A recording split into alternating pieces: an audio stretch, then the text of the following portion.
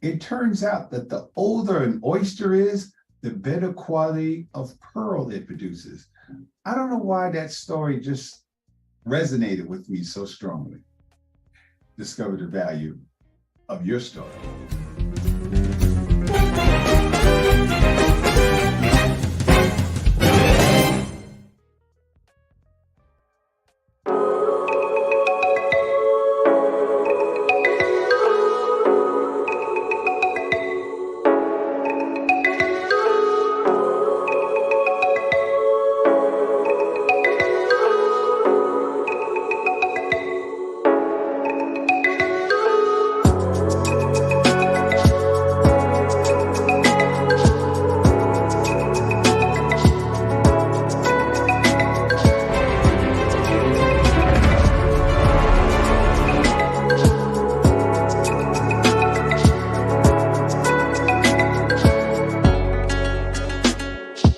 Increase. So this award lets me know that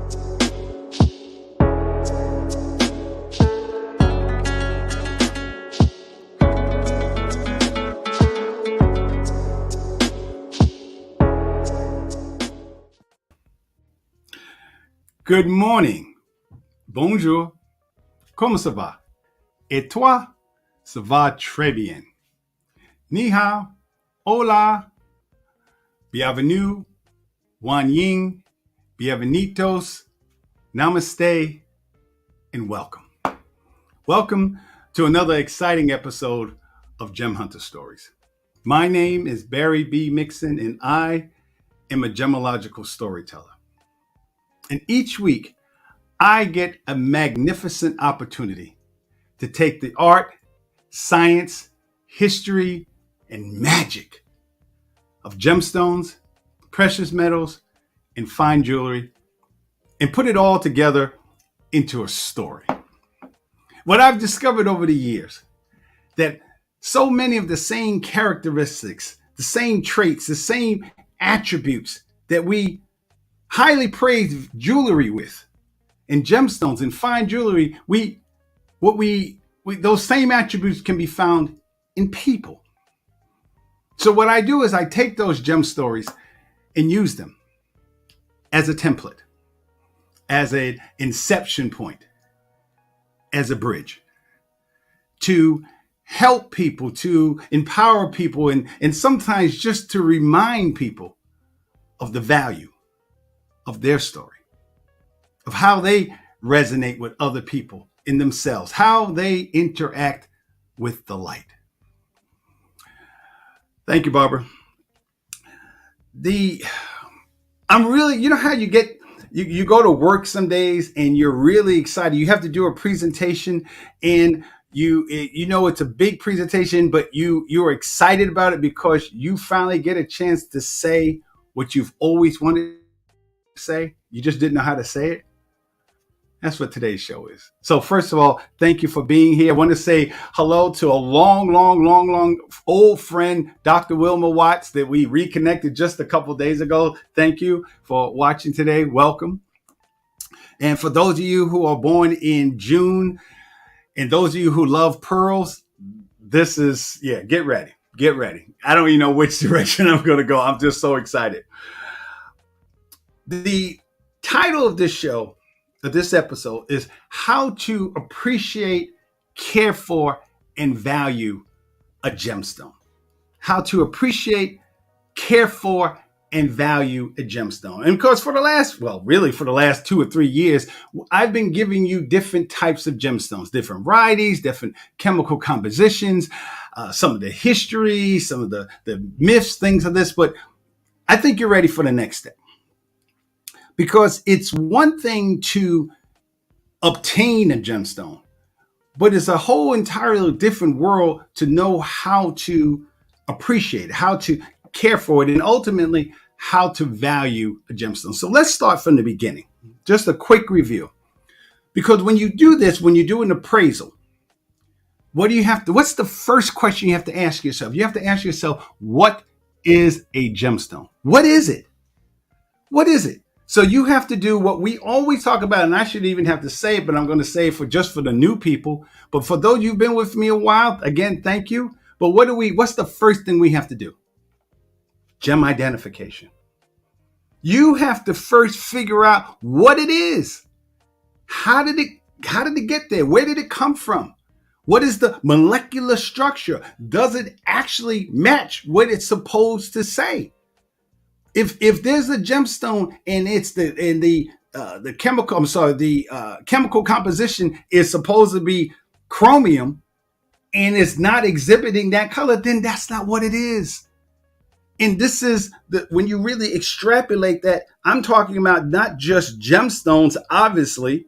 This show is about the connection between gemstones and people. So it's the same thing.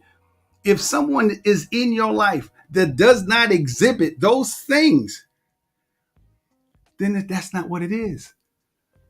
I can't tell people how I feel combing my hair every day because that's not what it is. And no matter how many ways I'm trying to put that square peg in a round hole, it's not going to work. So gem identification. Now, the next thing, I told you that gemstones, there's 4 attributes of what a gemstone is: rarity, beauty, durability, and desirability. And what those three things are, those are the characteristics, the attributes that tell you whether or not that gemstone is a gemstone. And if you realize one of the attributes is durability. Durability. How long did your relationship go on? Gemstones have been around for millions, tens of thousands, hundreds of thousands, millions of years. So the durability, the fact that it's in your hand, has already demonstrated the durability. So in your relationship, and I'm talking about personal relationship or business relationship, what is the durability of that relationship? Is that relationship still desirable to you? What makes that relationship rare? What makes it beautiful?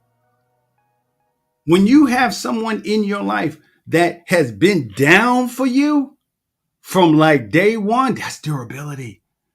And when you have lived long enough in your life to realize how few people you can be really down for, then you understand how rare that is. When I talk about beauty, I'm not just talking about just external beauty. I'm talking about internal beauty. I'm talking about that person that you work with, that person that one of your customers, that's a client, and that person has this beautiful personality. That's beauty. And that too is rare. So once you have established that you actually have a gemstone, then the next step is understanding that all comes together. That's that person's story. That's that person's story. Whatever he or she told you, whatever he or she has demonstrated, whatever he or she has given you in regards to who they are, their story, then and only then you understand that story, that's when that story has value. Not to you, them, they have the value, but does that story have value for you? Is that person the person you want to be with? Is that gemstone the gemstone you want? Everybody doesn't like pearls. Everybody doesn't like rubies. So even though rubies is a spectacular gemstone, and we'll get into that next month because July is rubies, but if you're not into rubies, then it doesn't have any value for you. If someone told you the story of their life and you realize that that's not what you want, then okay, that story has value to them, but it doesn't have value for you. So gem identification, you figure out whether or not that person is a gemstone for you. It could be a gemstone for everybody else, but the question is that gemstone for you? Because you have to live with it. You have to wear it. You don't want to wear, I don't want to wear a ruby. That kind of takes away the whole essence of it. But that's what we do lots of times in relationships. We get with somebody who we know their story doesn't match up. So it's up to us to figure out, is that person rare? You know, if you've dated a person that's just like that, then that person's not rare. You've seen lots of people like that. Does that person has that relationship? Does it have durability? Can you see the future in it? Is that person beautiful to you? And is that person, because of who they are, does that person have desirability to you? So once you figure that out, then the next step is what? Talking about what we're saying. Appreciation, how to appreciate, care for, and value a gemstone. And actually, I put that in the wrong order, because in order to care, oh no, did I did no, I did. I'm sorry. I had changed it around. I had put in the text when I sent them care for, appreciate, but that's actually the wrong order. The order should be appreciation, care for, and value a gemstone. Because in order for you to care about something, you have to appreciate it first. You have to appreciate that person. If someone is not caring for you, if that person is caring, and whatever that, there's different definitions of caring. Okay. If that person is not, if that person is not appreciating you, then that person is not going to care for you. If I don't care anything about amethyst, let's say I don't like purple, amethyst is not my stone. Or moonstone, it's too calm. Then I'm not going to necessarily care about that gemstone. I'm not going to necessarily care about that person. So first thing you have to do is appreciate. That's the first thing you have to do. You have to appreciate that person, that woman. Let's always, full disclosure, when I speak about the show, 10 times out of 10, I'm talking about women. Please, for people who are different communities or whatever you like. So when I say woman, it's an underline you place in whatever does it for you. Okay. So you have to appreciate that person. We're all talking about human beings. So let's be on that basis. You have to appreciate that human being. So let's talk. And you have to do that with every gemstone. You have to appreciate, as a gemmological storyteller, I don't have necessarily the option of not appreciating a gemstone just because maybe it's not something that I like, because I understand what it is. So, but today, since we can talk about rubies, emeralds, sapphires, but today I'm so excited because I get a chance to talk about the gemstone that just does it for me. And that's pearls. Pearls are my absolute favorite gemstone. Every time I look at a pearl, it's like, it's remember that old song, The Girl from Ipanema? And when she walked past, you just said, yeah, that's what pearls do for me. Because you have to understand what a pearl is. Back in the day, and I have to define that because I work with kids and they think I'm 1,000 years old anyhow. So back in the day, I'm talking about way back, pearls were the gemstone, the ultimate gemstone. If you had a pearl, oh my God, you were set. If you had one pearl, you were rich. If you had a string of pearls like this, oh, Bill Gates had nothing on you. Elon Musk had nothing on you. You were rich beyond rich. That's how special pearls are. Pearls were identified as just something holy. Pearls was awe-inspiring. Pearls were literally, they would speak of pearls as unblemished perfection. For a woman, for people, pearls was to symbolize the essence of purity. That's what a pearl was. And everybody couldn't wear pearls. It wasn't, see, the thing is, it's not just a couple of people in one country, on one culture would believe in that. Everybody believed in that. Every culture believed that if you wore this, it took you to a whole higher level. In Japan, a pearl was made by the two gods that made Japanese islands. And as they were creating the islands, they dipped their sword into the Japanese sea, and the drops of water that came off that sword were pearls, because they understood that pearls came from water. In different cultures, a pearl was just Egyptian poetry. I told you about Julius Caesar. Julius Caesar had 500 women. He had a whole lot of men too, but 500 women. And they kidnapped Sevilla. Sevilla, from what I've read and understood, Sevilla was the mother of Brutus. The mother, Et tu Brutus, that guy. That was his mother. That was his mother. Sevilla was Brutus's mother. And when they kidnapped Sevilla, Julius Caesar gave up a black pearl. He gave up a black pearl in ransom that was probably worth $1 billion, almost $250 million. $250 million. One pearl. One pearl. So you have to understand, if you're going to appreciate a pearl, you have to understand what a pearl is. What makes a pearl special?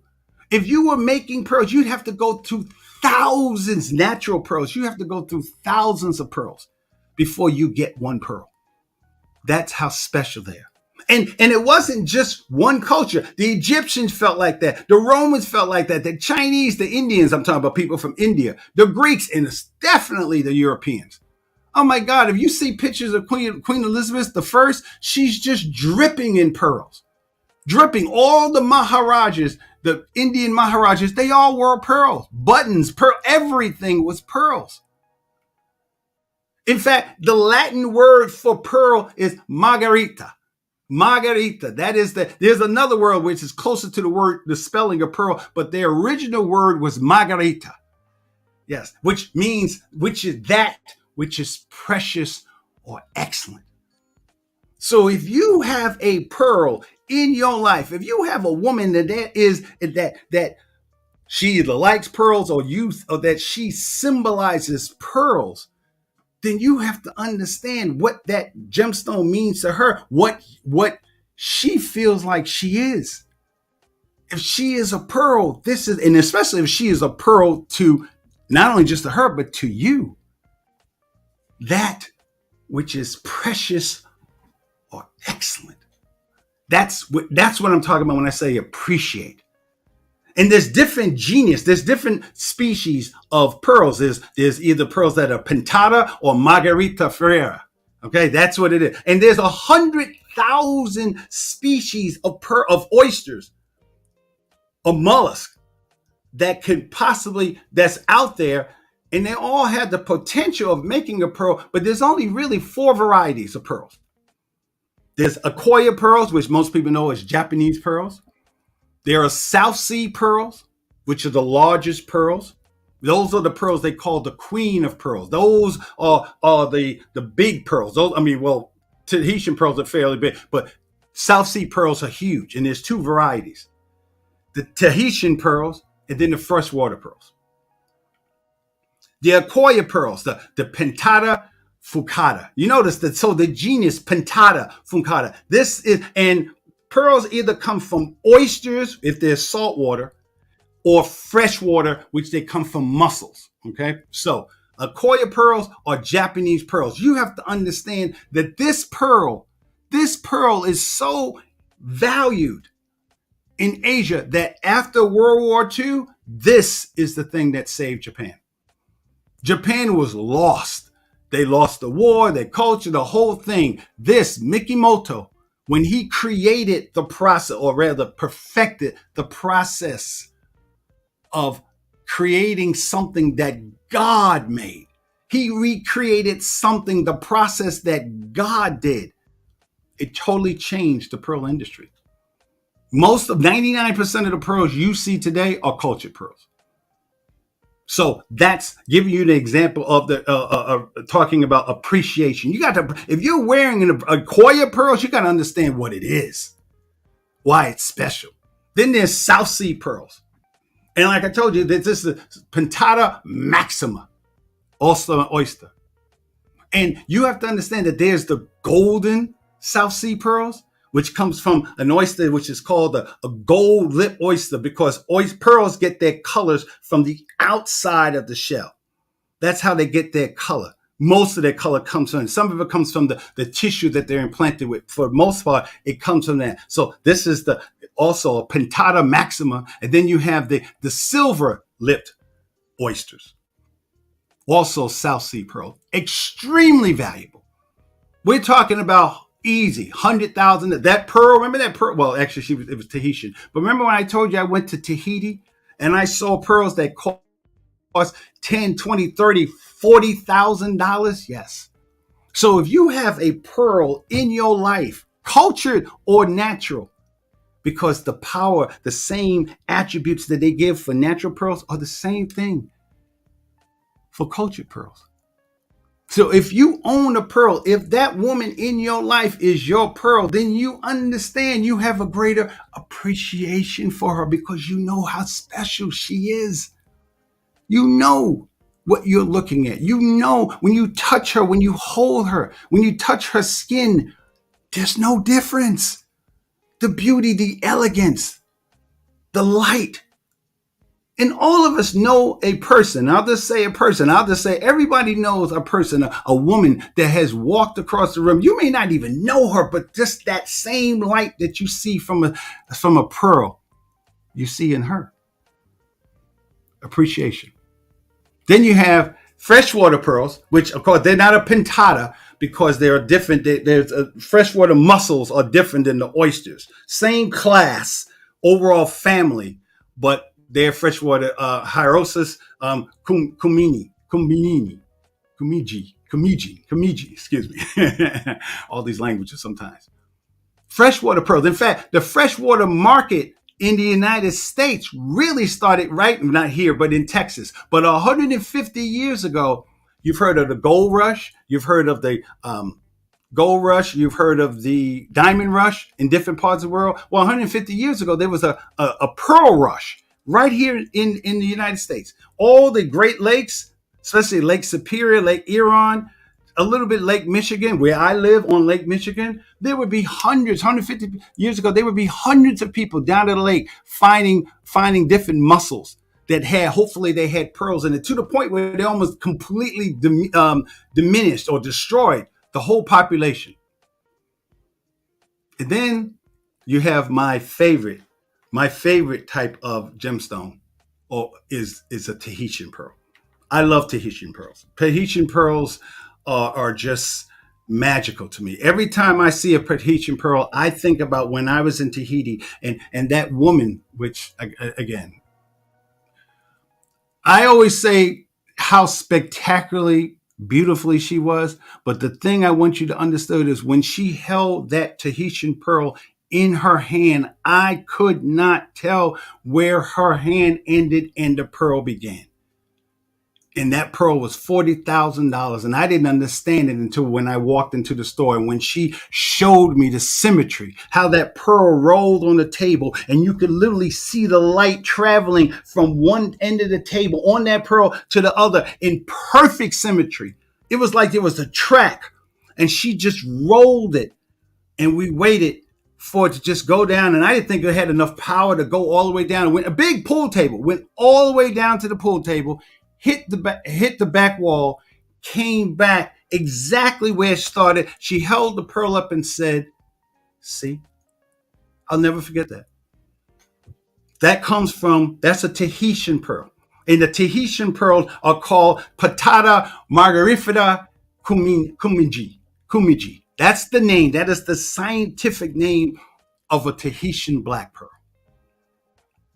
So if you have a person in your life, that is what she is for you, then you appreciate it. You appreciate who she is. You appreciate the way she made. How could an object, the oldest pearl in the world is 8,000 years old. 8,000 years. People still felt the way they feel about pearls today 8,000 years ago. Now, we don't have that kind of time individually, but if you meet that person and you're getting, you're 30, 40, 50, you've been in through a few relationships in your life, and you understand that person just does it for you, you understand the rarity of it. You understand the beauty of her. You understand how, and you've been in that relationship for a while, you understand that you still love her today. in the same way you did, even more than you did when you first met her. That durability, that when you go places with her, when you just see her, I don't care if she's just waking up, hair all over her head and everything else, brushing her teeth, and you still just say, girl, whew, that's your pearl. Now, that's not to take away the people who are rubies and sapphires and diamonds and emeralds and everything else, but you got a pearl. And because you got a pearl, there's a certain way that you have to be with her.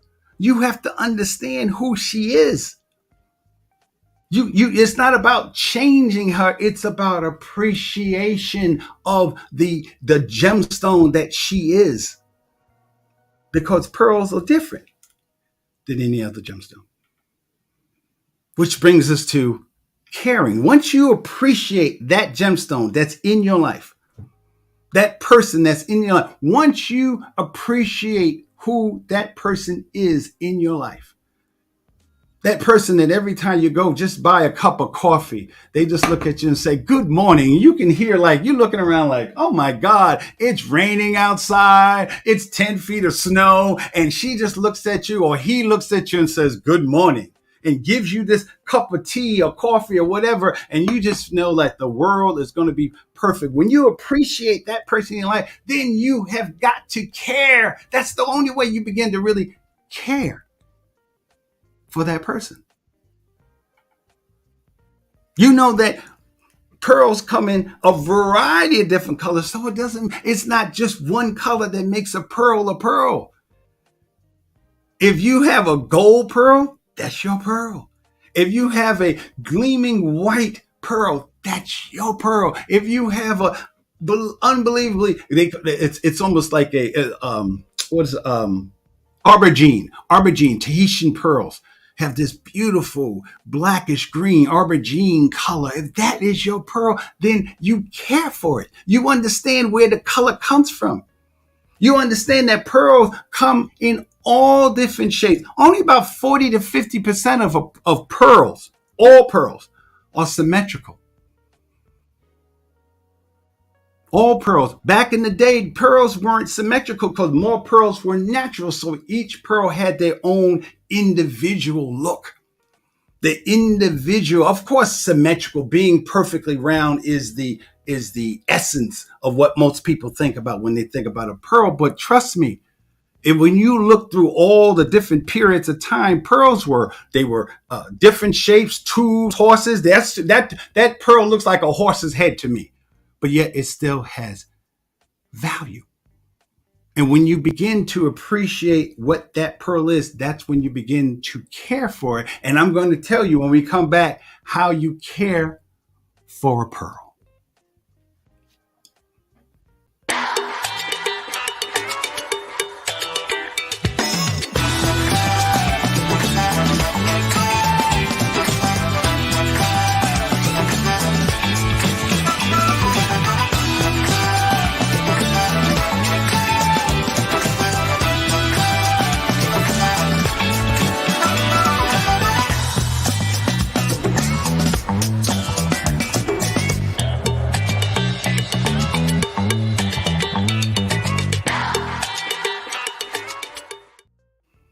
All right, we're back. And we're talking about caring for a pearl. First of all, when you have a pearl in your life, you have to understand that a pearl is not the most durable gemstone. It's not fragile. I'm not saying it's fragile, but it's not the most durable gemstone. Pearls are basically pretty soft. They have a hardness out of from 1 to 10. Their hardness level is about a 2.5, maybe sometimes different species 3 or 4, but it's mostly a 2.5. So it's a pretty soft gemstone, which means that it can be scratched. When you say a gemstone has hardness, you're talking about the ability for that gemstone to be scratched. So if you're going to care for a gemstone, for a pearl, you have to understand what that pearl is. Pearls are the only gemstone that comes from a living organism. I'm not saying ivory doesn't come from tusk or coral comes from the living organism, but pearls are not, unlike any other gemstone, a pearl is not, A pearl is not just created. A pearl is born. Because a pearl comes from, as we talked about a couple of episodes ago, pearls come from pain. Pearls come from pain. If I don't get nothing else to you about pearls, especially the ladies, pearls come from pain, and that's their strength. In the Indian tradition, a pearl was called the divine mother, because what a pearl does, instead of just taking away or pushing away that irritant that's inside of the sex organs of the pearl. And I told you, pearls start out as male, and then they turn female. And pearls can be made in their male form, or their female variety. In fact, the male form actually produces a higher level of pearl. That's because I believe, this is on my own theory, is because, they don't have to do all the work that the women have to do. The women have to make more pearls. So there you go. But it comes from pain. And what a pearl has done is taken that pain that's inside of it and encapsulated with this secretion called nacre, and over months and weeks and months and years that nacre builds up, and then it becomes something beautiful. How many people do you know? How many women do you know that totally exemplifies that? I have known, in my 62 years, I have known women who have been hurt, have been all kinds of things. Women watching this show right now, you know what you have gone through, but somehow, in some way, you are still beautiful, inside and out. You're beautiful. It's pearls that got me to begin to understand my mother. That despite all the things, and my mother was an alcoholic, okay? Like, all the stuff that, she just didn't go to bars, but all she drank, she was an alcoholic. But I never was hungry. I was never without clothes. She made me go to school every day. So despite the pain that she was experiencing inside of me, because I reminded her of my father who left when I was 2. So all that anger, but despite all that, despite that pain, she did things to make the house beautiful. We always had Christmas. We always had Thanksgiving. She never told me she loved me, but she loved me in other ways.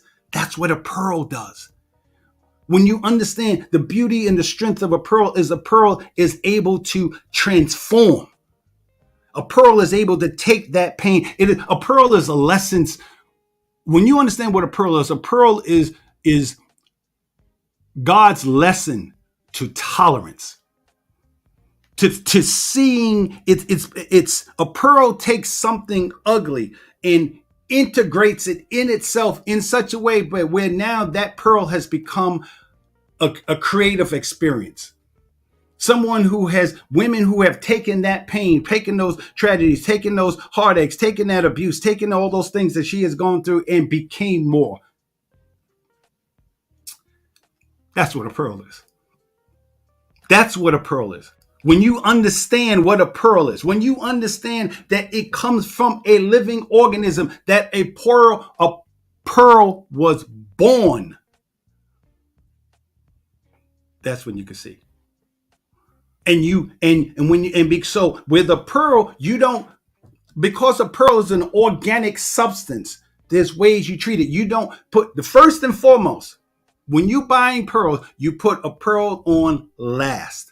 A pearl is the last thing you put, the last thing you put on, and the first thing you take off, because it's not so much the hardness that is a 2.5. It's not really even the hardness or the roughness of the surface. What gets pearls is chemicals. You don't put hairspray, makeup. You don't wear a pearl with rough clothing. You never wear a pearl when you have cleaned the pearl with a soft, clean towel. dry towel. You never clean. When you clean the pearl, you can just run warm water over it. You always make sure that it dries, because a pearl doesn't tolerate a whole lot of abuse. So if you are a pearl, then, and you're a man who is in love with a woman who is a pearl, you have to understand, you have to appreciate what she's gone through, what she's become, and you have got to have yourself together as a man or as a woman. You have to have yourself together, because that's not someone that you work your issues through. That the hairspray, the cosmetics, the makeup, and all the other kind of chemicals, those toxic chemicals, you can't put those things on a pearl, because those things are those chemicals, those materials are what takes away from a pearl's beauty. It begins to eat at the skin. It begins to eat at the nacre of that pearl. All of us know women, know people, but know women who have been beat down, disappointed, hurt in so many different ways, that the person that you knew when they were younger is not the person they knew today. A person that's gone through a woman that's gone through a serious divorce, women who have, 3, 4 children, 2 children, 1 child, and has to take care of that child by herself after that person has said, baby, I'm going to love you forever. And he didn't. That's the toxic. So if you are in love with someone who is a pearl, you have to understand how she got to be a pearl. Her beauty came from, in part, what she had to create, the layers that she had to develop around that pain. That pain is still there. The source of that pain is still there, but she has, in a magical, beautiful way, covered it up in such a way where now she's integrated it, who she is, and she used it in such a way that makes her better. That's what a pearl is. That's what you see. When you see the different variations of the pearl, each pearl has gone through their pain in a different way. It manifests in them in a different way. Even they may have the same color, they may have the same whatever. It manifests in that person in a different way. And if you have a pearl in your life, that's what you have to understand. You have to love them. You don't have to, but you love them. You care for them because you understand their pain, because you understand. You listen to their story. And when they told you what they went through, what their father went through, then you understand all this beautiful, oh my God, this beautiful string of Tahitian pearls. All of it, each one came from pain and developed in a different way. The oyster was different. The way it developed, it was different. Not so much the overall, but how many years, how many months, it all became something different. So what you are looking at is the manifestation of how that oyster, how that woman manifests, how she integrated the pain and became something beautiful. South Sea, silver pearls. That's what you're looking at. No, I'm sorry. These are Akoya pearls. These are Japanese Akoya pearls. I can just tell from the size. These are Japanese Akoya pearls. And each one of them is beautiful in their own way. That's what happens when you have a pearl, and you have to care for that. You have to understand that when you can't wear pearls while you're swimming. You can't wear pearls when you're showering. You can't wear pearls while you're washing dishes. Pearls are not that type of gemstone. They're not. They're not as they are durable in their own way, but and you can have pearls. Elizabeth Taylor's pearl, the La Parisienne. You know who owned that pearl originally? Elizabeth I. Yeah, that Elizabeth I. When Richard Burton bought Elizabeth Taylor, the La Parisienne in 1967 for $11 million, it actually sold at auction for $11 million. When he bought that pearl came from the 1600s. So it's possible for a pearl to be durable. It's just that they're durable in the same way a diamond is or a ruby is. And you have to understand that. You have to respect that. Then we come to, and once you understand once you appreciate what that gemstone is, once you appreciate how it became a pearl, how that little organism in the sea became something beautiful, how that even cultured pearls, you have to, when you grow a cultured pearl, you have to take the basic organism, which is called spit. You put it in the ocean. You let it sit there for about, Tahitian pearl, about 2 years. Just sit there and hope and pray it grows to like teenage or adolescence. Then you have to take it out of the water. You have to open it up, surgical procedure, and you have to implant tissue and a shell that they already made it to a round ball. Usually those shells come from the Mississippi River, actually. And they ship them to Tahiti. They put it in and they put it back in the water. And then that pearl, that oyster hopefully creates a pearl. So once you understand all the things that pearl has had to go through, once you understand all the things that woman had to go through in school, in her home life, or her brothers, with her dad, with men still acting like they live in the 12th century. Once you understand that woman in your life is a pearl and she had to endure all those kind of things that only really women have to endure, then as a man, you should understand, because you understand that story, that's where you get to value. That's where you get the value. Nothing, I say it again and again and again, nothing has value without a story. When you understand that, it changes the whole way you look at the world. You begin to value not just other people, but you begin to value yourself. You begin to understand what you can do, what you can produce, how you can be. If a pearl, God has shown us this, the universe has shown us that in something as simple as a pearl. Look at that. Look at that pearl. Just hanging, imagine it just hanging around your neck. The connection between the surface, the skin of that pearl against your skin. Imagine the energy, and it has to be energy, because how could that story have lasted 8,000 years? And pearls are still relating to people, resonating with people. The Philippine dollar, on the backside, either their dollar or their quarter, on the backside of it are pearls. Are pearls, because they understand the power of it. I told you the story of Cleopatra, how Cleopatra made that bet with Mark Antony that I'm going to let you just drool on this for a second. Look at that. Ladies, look at that. Just hanging. Imagine that hanging from your earlobes. And you have that cold dress on. It don't even matter. It doesn't even matter the color. You have that cold dress on.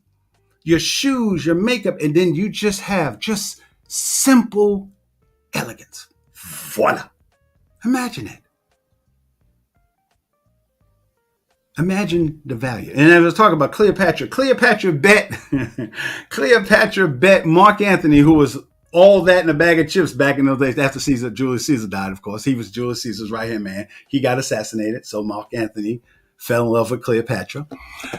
And she bet him that she could make the most extravagant party in the history of the world. And they used to really party. They partied like parties. The parties that you see now are nothing in comparison to these celebrities have a nothing like their parties. They had like parties that was in stadiums, that kind of thing. So she had this party. Mark Antony was, he was like, it's all right, it's impressed. And what she did was she took a pearl. She took her pearl earrings, which were like the two of the largest pearls in the world at that time. Really, from history, said like ever, matching. She took those 2 pearls, she took them off her ears, she put them into a goblet of wine, and she let it dissolve. And then she drank it. And they estimate that pearl those pearls would have been worth $250 million. And Mark Antony was absolutely impressed. The people of Rome and Egypt was absolutely impressed. That's how people felt about pearls. Yeah. So when you care for a pearl, when you appreciate a pearl, when you understand where a pearl comes from, then you begin to care for a pearl. Look at that. If you have a person in your life that radiates those colors, that radiates that elegance, that radiance, that softness, and you know that organism, that person you understand what that person has come through, and that's the end result. Oh, come on. Some of us are walking around with gemstones all day long, and we not even appreciate it. In fact, what's really gets me is when you have someone who knew that you were a gemstone from the beginning. Oh, baby, you my pearl. Baby, God, I love you, girl. You just, oh my God, my heart, all that stuff. And then 5 years later, 10 years later, now that person somehow became a rock. No, that's not how it works. You may not like pearls anymore. You might have grown out of pearls, but it doesn't take away the value of that pearl. Give it to somebody else. Don't destroy it. Don't beat it down where the nacre begins to degrade. Love that. Appreciate that pearl. Appreciate that person. Care for that person as much as you can. And once you understand that you can no longer care for that person to the way you used to care for that person, you just throw the pearls on, you spray your pearl on, and you're damaging it. You leave it out in the sun because you can't leave pearls out in the sun because they need moisture. You can't leave a woman that's a pearl in the sun, or a man that has that pearl qualities about him. You can't leave him out in the sun because the surface will begin to dehydrate. So when you see people walking around like this, many times those people were pearls. They were rare, but those people were pearls or had those characteristics. And over the years, the toxins infected who they are. And now the pain that was inside of them is now coming from, that was internal is now external as well. When you own a Tahitian, I shouldn't say own. When you have the wonderful opportunity to experience a pearl, then you understand its value. When they hit the gavel for that La Perugine pearl for $11 million. This is not like 100,000 years ago. This was, I think, 2015, when it sold for $11 million. That's because they understood. Whoever bought it understood that this was so much more than just this little ball that people can wear. They knew it.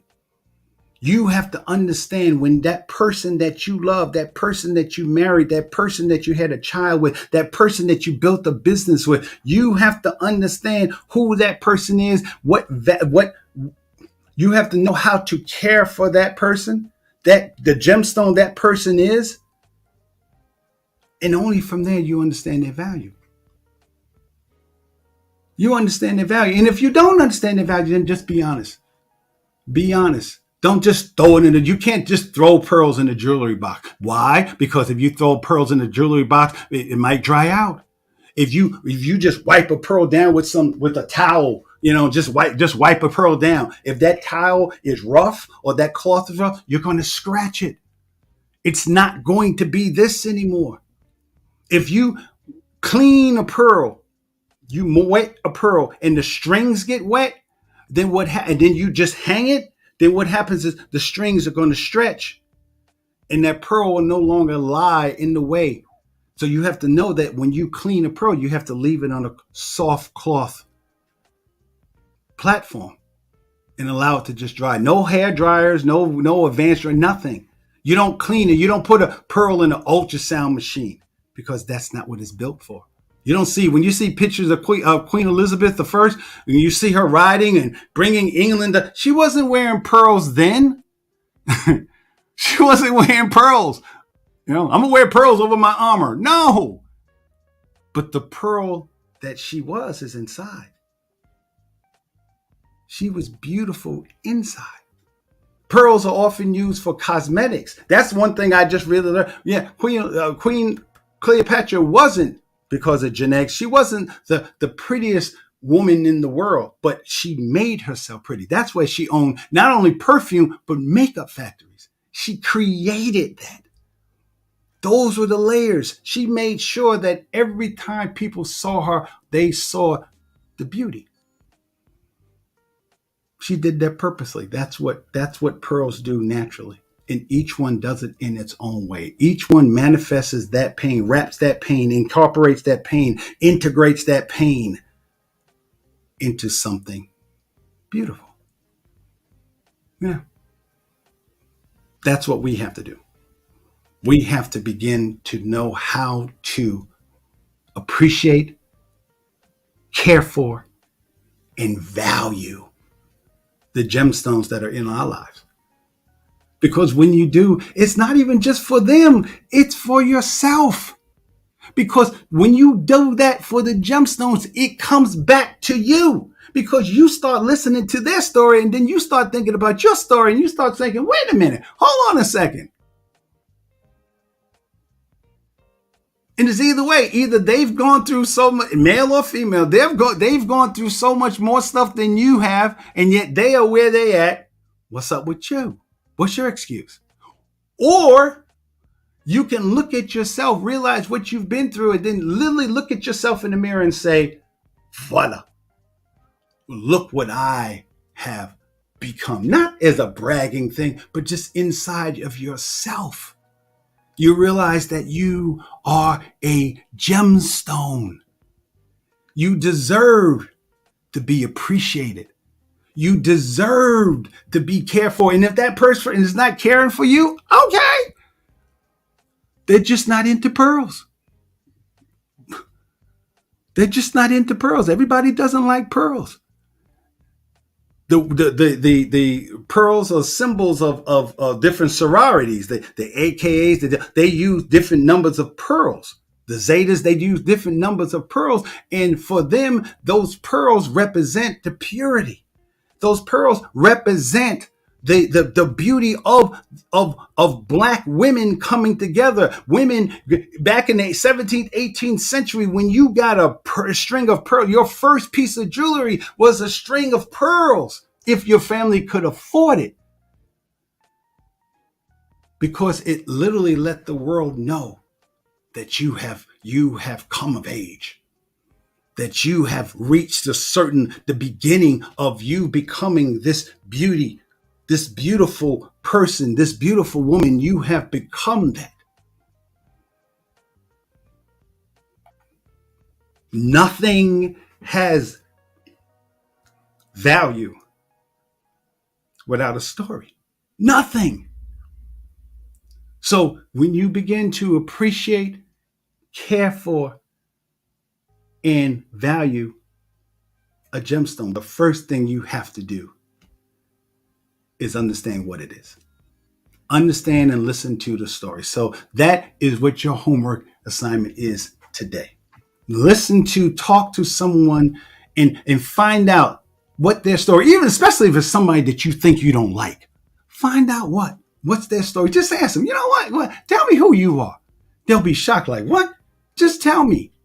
And if you listen, they will tell you something. I guarantee you, they will tell you something that will make you understand and appreciate who they are. And you begin to understand why they do the things that they do. I mean, you may not agree with it, but you understand. And therefore, from that point, you will find their value, not only for themselves, for them, but for yourself. So until next week, I hope you enjoyed today. I really enjoyed bringing this to you today. My name is Barry B. Mixon. I am a gemmological storyteller, and I want to spend my entire life, how much I have left, helping people discover the value of their story. So until next week, au revoir, à te tella, voilà.